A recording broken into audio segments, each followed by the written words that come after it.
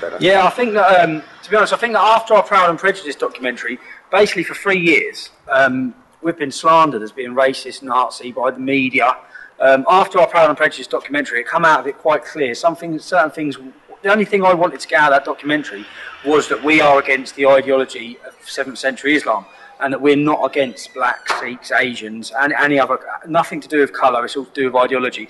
And that came out of it, after that, in the weeks after that, I had so many West Indian people in Luton coming up to me, and they were infuriated that they've been lied to by the media. They said, how can the media have got away with telling us that you're Nazis? They didn't understand it. I've had so many people come up to me, and that's the main gripe on a lot of their things. And so when it says public perception, it is changing. People 3 years on, we're established now. People know what we stand for. They no longer say the racist English Defence League. They say the anti-Islamist English Defence League.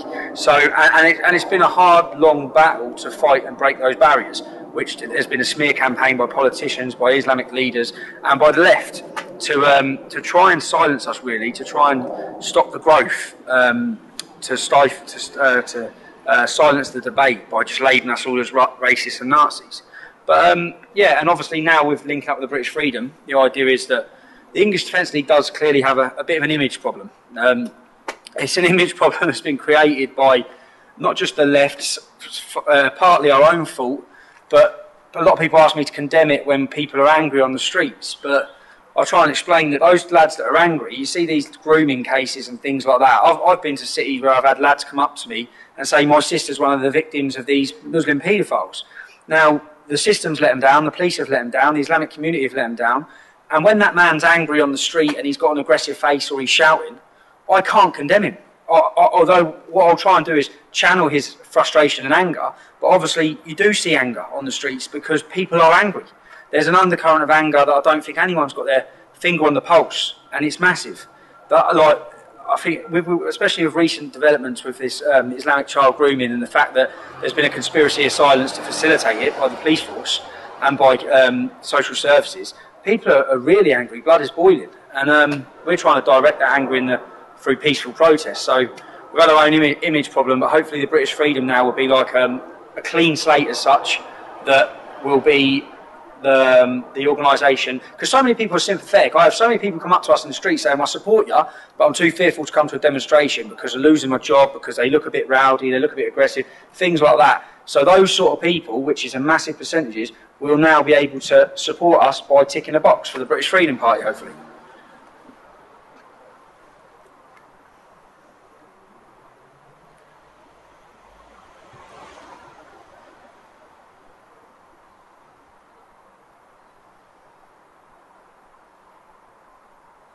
Oh, they do. Oh, they do. That's when we know.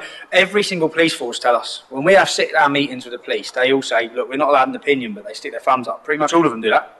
All of them do that. Because obviously they see firsthand the extremism, the Islamist, the Muslim gangs. They see it firsthand. They have to deal with that as a job, the police. Also, what they do is, we had a black Tory councillor, Dr. Blaine. He come up to me in a meeting on camera, shook my hand, said he admires what I'm doing. He thinks it's amazing what I'm doing, the way we're galvanising the working class. He thinks we've got skills that need to be capitalised on by local government. He doesn't understand why the government are not sitting down and talking with us. And then he was suspended. So then there's this big campaign. Whenever anyone talks out on behalf of us, we've just had it again last, and he was a local Tory councillor, and he was a black man. He was actually a black man, and they called him racist afterwards. And we just had last week another Tory councillor down in Bournemouth. She made comments on Twitter saying that the English Defence League, the only group sticking up for the English. Now she's been suspended. So this is what happens. There's a big, which is what they've done across this country. They scare everybody. Because all other politicians watching that will think, well, I better not say anything counterproductive about the English Defence League, because I'll be suspended. I'll be harassed by the left. I'll be called a racist. I'll be called far right. I'll be called an extremist. So that's the problem we have. And that's what they do, and they do it on purpose, so that people are fearful. And it's exactly that reason that we form, because people have been walking on eggshells for 15, 20 years, scared to talk about how they feel. And it's because of these reasons they're harassed. Anyone who's in the English Defence League is harassed. They try and find out where they work, they report them to their job, they smear campaign them to try and destroy your life, which is a organised and orchestrated campaign by the left against anyone who speaks out.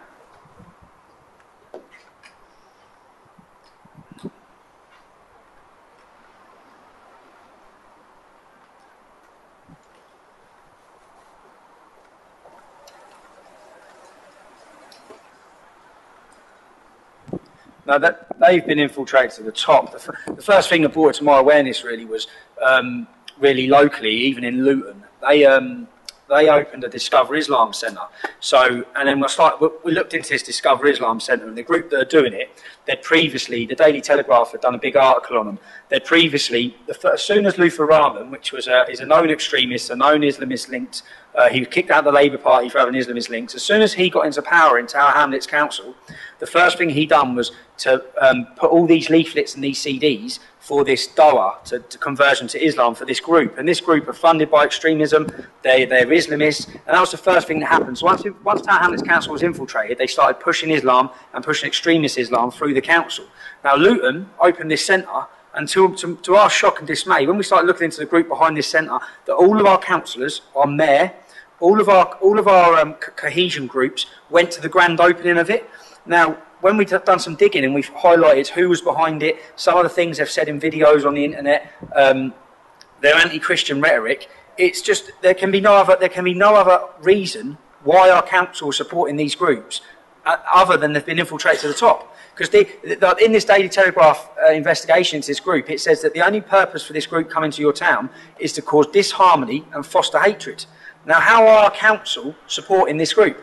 And it's clear. It was then clear to me that the Labour, and then when we started looking at the people in positions of power, like the head of Luton in Harmony, which is like a cohesion project, is a Socialist Workers' Party. So then we see the far left of infiltrating as well as Islam, for their own personal agendas, and it's alarming. And you've seen the police force said they had they've kicked out 3 or 4 police officers last week because they believe they've been to terrorist training camps. If you look at the CPS, like what we're saying now is, with the child grooming gangs, the first instances come about in 2008, and a solicitor for the CPS decided not to prosecute. Now, we've just done a Freedom of Information Act, but I guarantee you, I'm pretty sure, I'll put my life on it, that the man is a Muslim. And it seems that they have infiltrated everything. If you look at they've got themselves into positions of power across the board. All the major decision makings, all the major organisations, that's where they aim for, so that they can have a sway and they can slowly get in their positions of power and Islamify areas for changing for Sharia. And that's what, I believe they've infiltrated to the top of this country. It's been infiltrated, and I always thought they'd start a Islamic National Party or an Islamic political party. But they don't need to, because they just infiltrated Labour. That's all they've done. They just basically took over the Labour Party. That's what we've seen. So, yeah, they're infiltrating everywhere. I will do, yeah, I will do.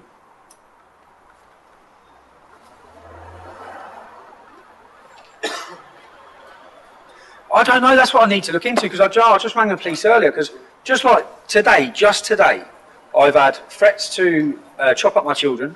I've had threats to burn my mum. This is just today. And I've got them all in black and white where they're messaging me online. I've had threats to shoot me. Every single day I get this. Now, if I went online and I made a threat to chop up a Muslim's mum, I'll be arrested. So the police need to be arresting these people on a daily basis that are making these threats. But they don't seem to. There seems to be a lack of support, should I say, and real determination to deal with these problems. I hope so. I hope if I can get elected in anywhere, then I will get some protection from the authorities. But at present, it don't look that way. So we're on it alone. I keep on hoping, because I said, to be honest, it's getting to a point now where I was in town yesterday doing an interview for Croatia TV, and I was lucky to get out. So they got some great footage, because I was surrounded by at least 20 or 30 Muslims, and it was all getting heated. 3 police cars come, and I've just said, I'm standing there saying, this is freedom of speech, and the police were telling me to go away. So I'm not going away. I'm finishing my interview with this TV company in my town. And I don't care if they want to threaten to beat me up or beat me up. You have to deal with them. That's your job. It's my right to stand here and talk, which is what I'm doing. You can't tell me to stop talking. And then they say, well, they were going to arrest me for a breach of the peace. I said, this is where the problem is. Rather than turning up and dealing with the aggressors, you're picking on me, who's just merely standing here exercising my freedom of speech.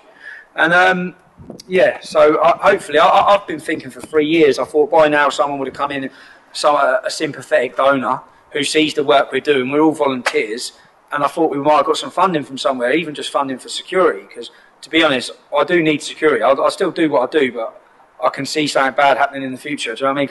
Because I'm in Luton every day. I walk around Luton every day. Every time I do an interview, I'm usually on my own.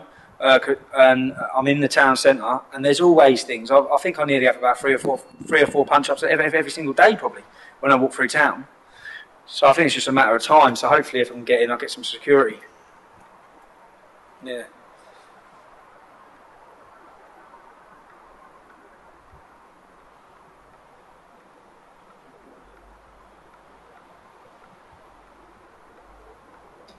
Yeah, yeah. You see, like when these stickers went up saying gay-free zone and alcohol-free zone and all these things, there was a lot of people shocked by it. Yeah, but people like living in towns where we live, the stickers didn't shock us because those stickers just confirm what's been happening anyway.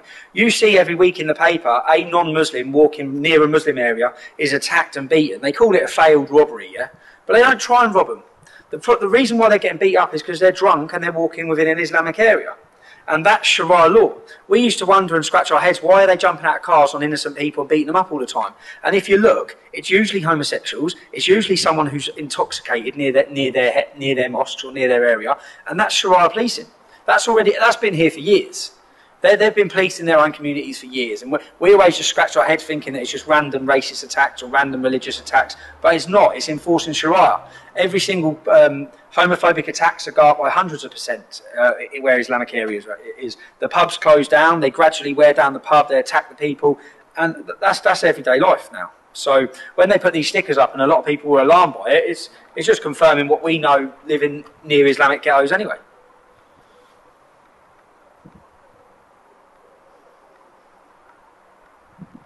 It is what's becoming more worrying and alarming is Salafis and Wahhabis. They're growing big time.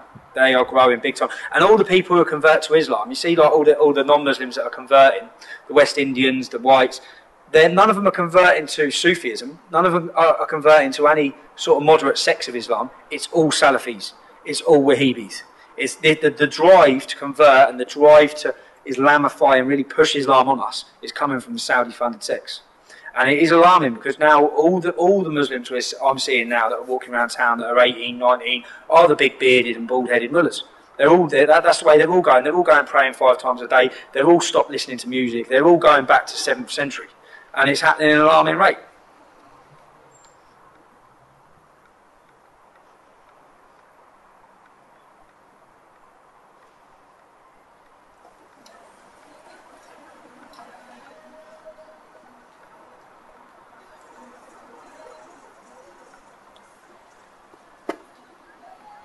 I know.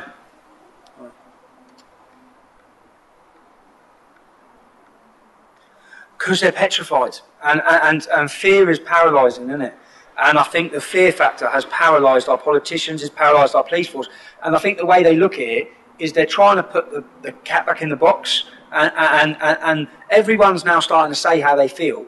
3 years ago, no one would talk about Islam. Everyone was too scared. No one would mention Sharia. No one would mention the barbaric, the anti-democratic, anti-Semitic, homophobic ideology. No one would talk about it.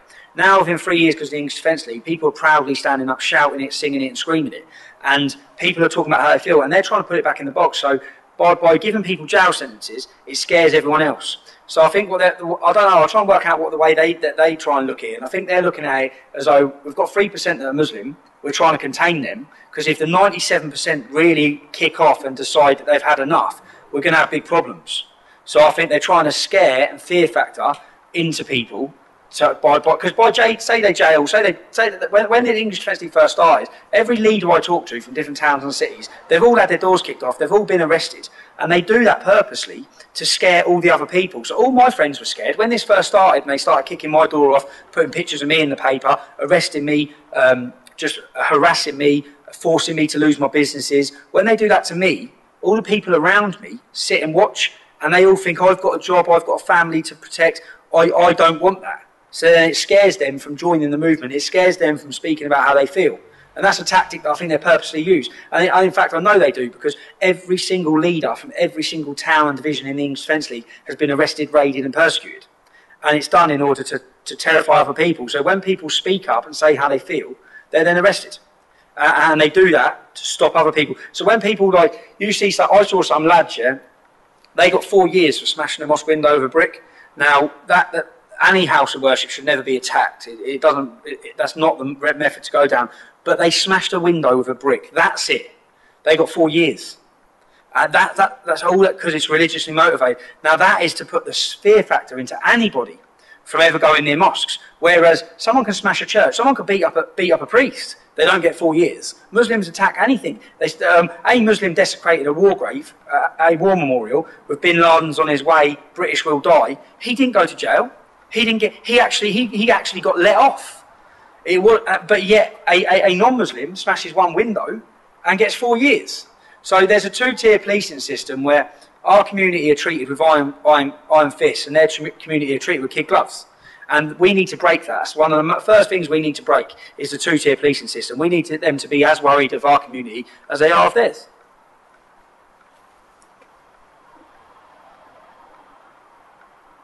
Yeah.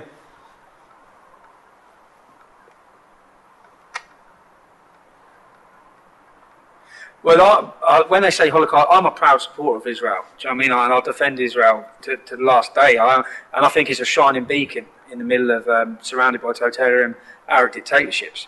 It's a shining beacon of democracy. And when these Hope Not Hate, these groups, they're all funded. They're all saying what they say because they get paid to say it. That's it. You take away their funding, would they still be here doing it? Would they still be volunteering to print stories, etc.? No, they wouldn't. So, I mean, we're all volunteers. We do this as a passion. That's why they don't know how to deal with us. Because we're doing this, we're dedicating our lives to it, and we're not getting paid a penny. Whereas all these groups that come out against us, all these experts who give their opinion, they're all getting paid to give their opinion. So their opinions they're just saying what their paycheck tells them to say. So all they are is far left groups who are appeasers to communism, to Marxism. They get anti-establishment, anti-British police. Whereas we're pro-police, we're pro-law, we're pro-democracy. But yet, for some reason, the authorities wish to treat us as the bad guys. I can't get my head around it sometimes, but it's just ludicrous. Yeah.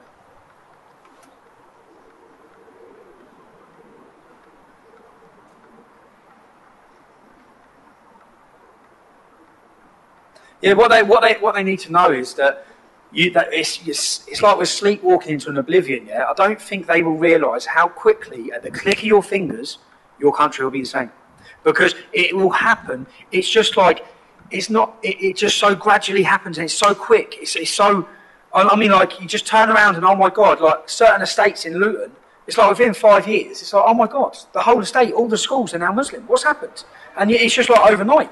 And that's because of the birth rate, and it's so terrifyingly quick, the way it can just, within one generation, it can change a whole town. Within one generation. And if people don't stand up now, before it happens, I wish what we're doing now, I'd have been around 20 years ago to do in Luton now, to stop the town descending the way it has, to stop the Saudi-funded Wahhabi Islamist sects getting such a grip of the town that they have, to stop them controlling the streets the way they do. And if you wish to control an area, the first thing you have to do is control the streets. So you have like a street form jihad, where they put their muscle on the streets, they attack people, so they control the areas. And that's what we're seeing. And I think people really need to. We should always look and learn from history. I can't believe Britain has not learned from Lebanon. I can't believe Britain has not looked around the world and learning now from Nigeria, from Sudan. I can't believe we haven't learned in 1400 years of history of Islam. I can't believe we haven't looked to history, because that's all we need to do is look to history to see what's going to happen in Britain.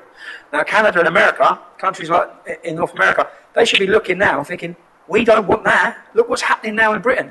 And it's going to happen. It's not if it happens, it's just when it happens. It's coming to a town near you, coming to a country near you, unless you stand up, be brave, put your life to it and dedicate it. And let's stop it.